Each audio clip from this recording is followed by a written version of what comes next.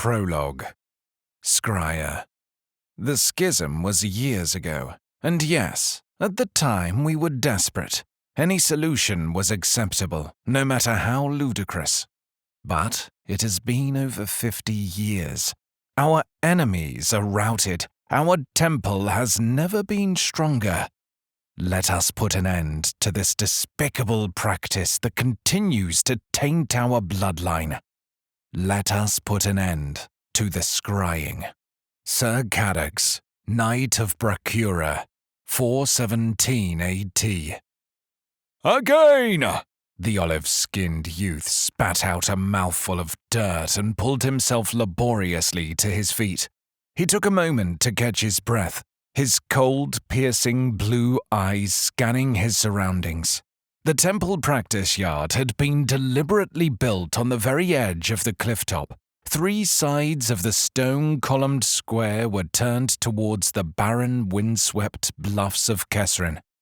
The last side looked out over the churning sea of sorrow, its foam-flecked waves crashing relentlessly against the jagged rocks hundreds of feet below. No one would survive such a fall, no matter how skilled or resilient he might be.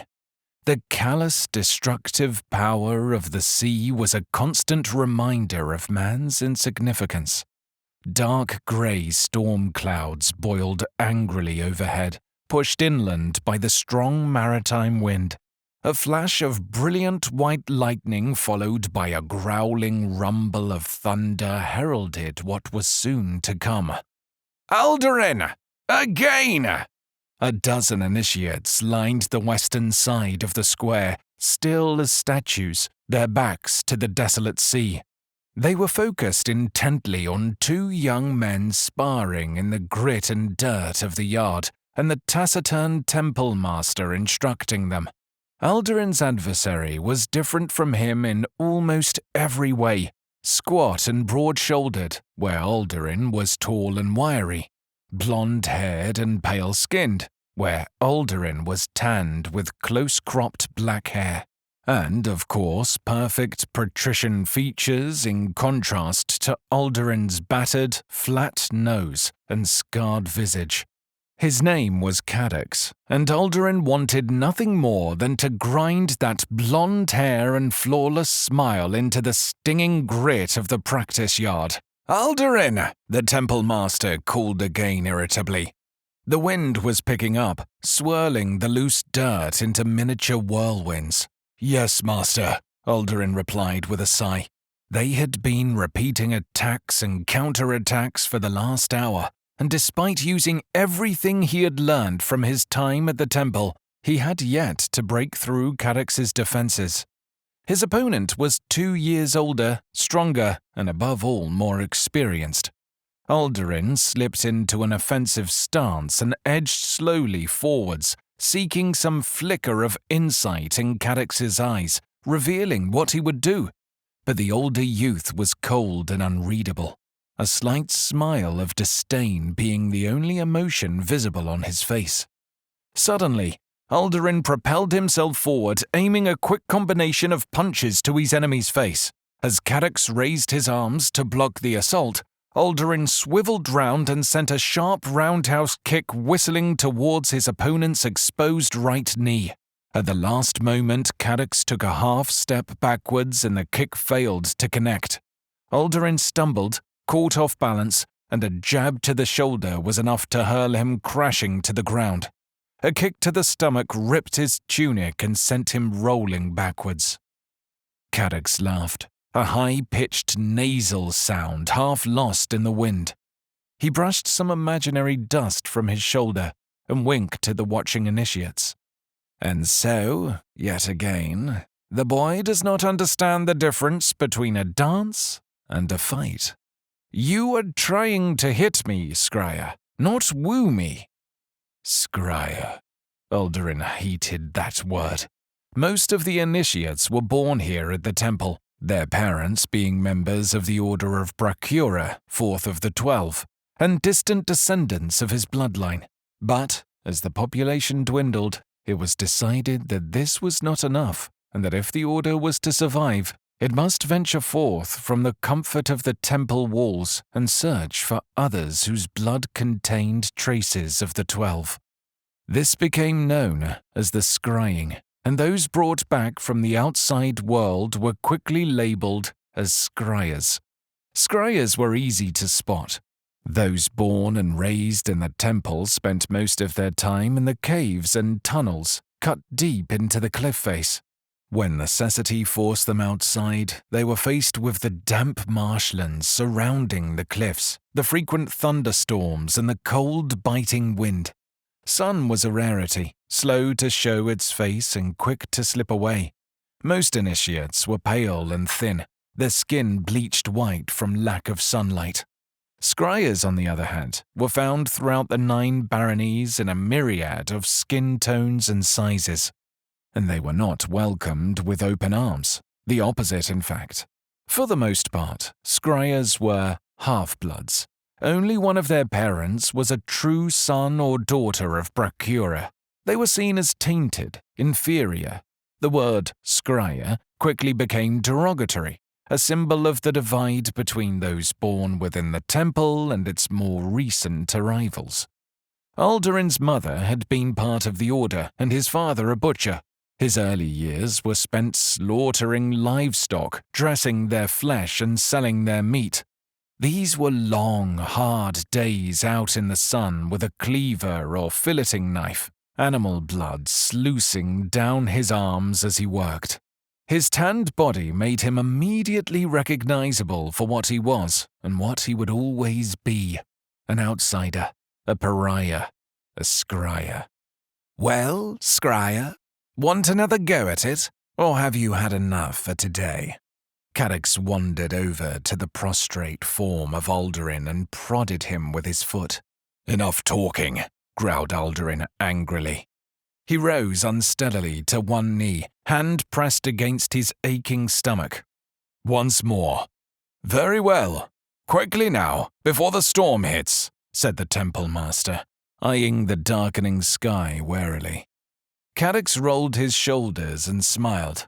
"Of course, master. I don't think it will take more than a minute or two. Scryer, you've eaten a fair amount of dust today. Do you still have some room for a little more?" "I can't beat him," Alderin thought. "He has had the same training, the same teachers. How can I surprise someone who can guess my every move?" "Lucky the temple took you in, eh, Scryer?" Cadix continued sardonically. "Heard your mother died from the pox and your father used to beat you with a stick when he'd had a few too many cups of wine." "Don't talk about my parents." "Unless you liked it, of course. Did you, Scryer? When your father whipped your back, did you enjoy it?" "Quiet!" roared Alderin. A red haze blurred his vision. He charged forwards, yelling incoherently. Cadix hit him hard across the jaw, but Alderin barely felt it. 2 more strides brought him inside his enemy's guard. His heart pounding, he grabbed Cadix by the shoulders and with a final cry of rage, slammed his head down in an unstoppable headbutt. A crack resonated around the enclosed square as Cadix's nose broke in a spray of blood. The older youth reeled backwards with a cry of pain. Alderin snaked his foot around his opponent's ankle and sent him sprawling. He was down, but it wasn't enough.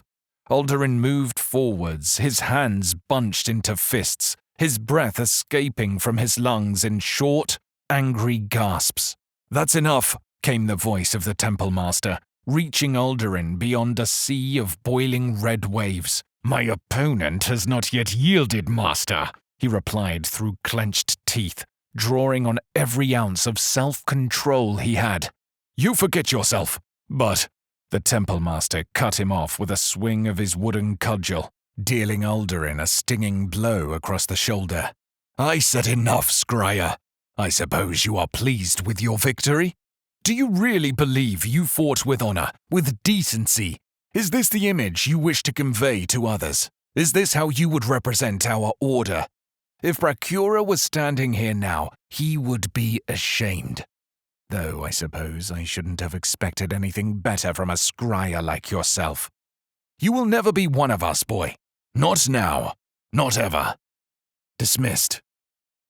The Temple Master's words cut Aldurin far deeper than his cudgel. He turned without a word and walked away from the yard, the initiates, and the approaching storm, back down into the dark tunnels he now called home. They came for him shortly after supper, as he knew they would. Caddox was well liked, and his earlier humiliation would not sit well among the other senior initiates. They ambushed him in one of the narrower corridors, 2 blocking his path, 2 more impeding his retreat. He managed to land a couple of punches before they slammed him to the ground.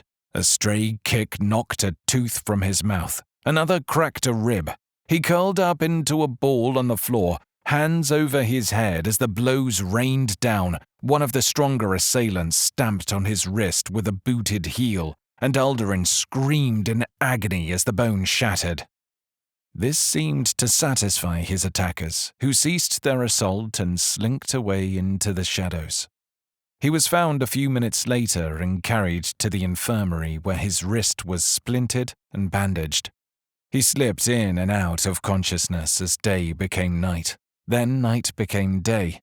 Some time later, he was aware of a robed figure standing at the end of his bed. He struggled to focus his tired eyes. The figure was a woman, tall and lithe, with burnished red hair that spilled down her back like a waterfall of scintillating fire. Her emerald robes, tightly gathered with a simple leather belt, were the same color as her eyes. The axe icon of Brachyura hung from a silver chain around her neck, nestling snugly between her full breasts. Her sharp, prominent cheekbones and thin nose would have made her seem cold and austere, were it not for the mischievous smile that played across her lips. Aldurin knew her well, better than most. Her name was Praedora, and she was a priestess of the 12. But more importantly, she was the one who had found him in a squalid village miles from Kessrin and brought him home. "I'm not sure you are doing this right, Aldurin," she said. Her voice was rich and melodious. It flowed over Aldurin like a ray of sunlight on a warm summer's day. "You seem to be spending a disproportionate time in the infirmary compared to out in the practice yard. Surely the more you practice, the less often I should find you here?" "Yes, my lady." Aldurin felt a soft flush redden his cheeks. Why did he always feel embarrassed to speak with her? "And what about your face? Skin as smooth as a baby when I first found you. And now look at you. It looks like you tried to dive off the cliffs into the sea of sorrow." A pale hand traced the scars that crisscrossed his face. He could see similar white marks cutting through the palm of her own hand.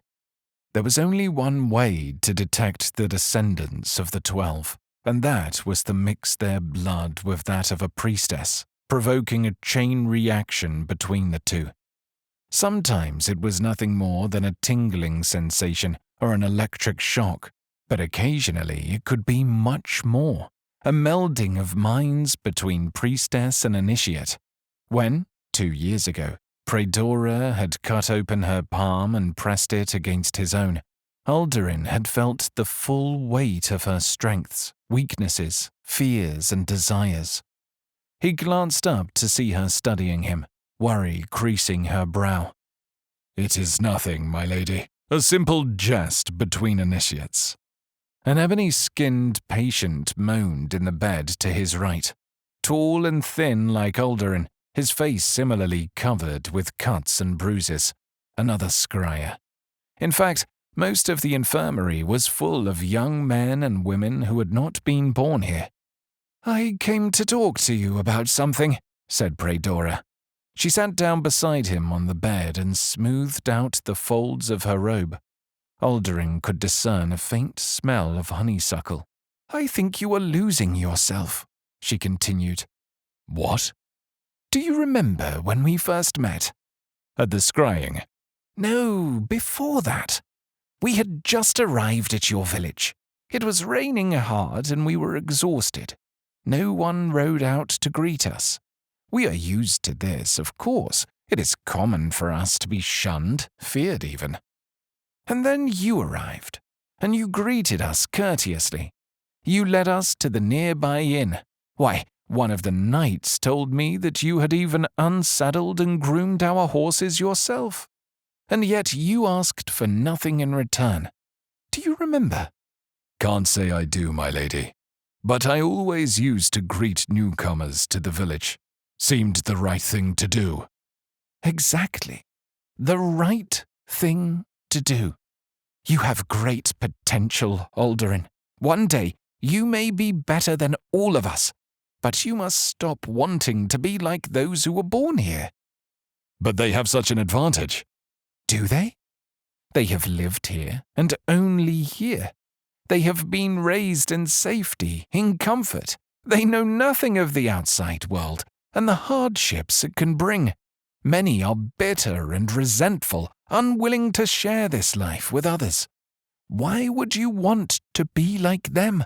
Remember the boy who helped me when I was tired and cold 2 years ago. He did not care who I was or where I came from.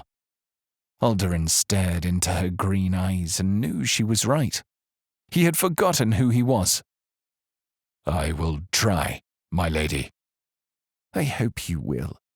Scryer should not be a sign of disgrace but a badge of honor, worn with pride. Maybe if you reached out to others who were suffering as you are, she nodded at the dark-skinned youth in the bed nearby, you would find it easier to weather the coming storm. Yes, my lady. Good. Praedora rose from the bed and made as if to leave. Reaching the doorway, she hesitated, then turned back to Alderin one last time. And Alderin? Yes, my lady. If anyone, I mean anyone, hurts you like this again, I will find out who it is. I will burn off their shriveled member with the blue incandescence of Brachyura and throw them from the cliffs of Kessrin myself. And, with a swish of silken robes, she departed, leaving behind a startled Alderin and a lingering scent of honeysuckle.